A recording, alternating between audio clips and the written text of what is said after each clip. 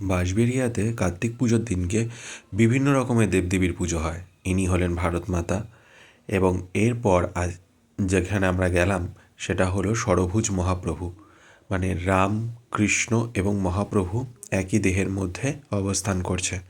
ইনি নারায়ণ। মূর্তিটা ভীষণ সুন্দর হয়েছে, ভগবানের মুখটা ভীষণ সুন্দর লাগছে, এত অথেন্টিক লাগছিল, মনে হচ্ছে যেন পাথরের মূর্তি।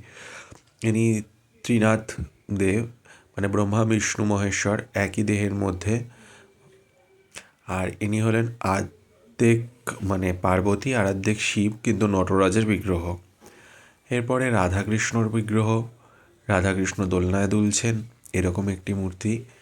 আর আরও বিভিন্ন রকম হয়, যেরকম এখানে তোমার কৃষ্ণ এবং বজরংবলী, সন্তোষীমার পুজোটা ভীষণ বড় একটি প্যান্ডেলে আর খুব সুন্দর পুজোটা হয়। এটা খুব মানে নামকরা একটি পুজোর মধ্যে একটি। এখানে অহল্যা উদ্ধার মানে নারায়ণ পুজোটাই হচ্ছে। দেখো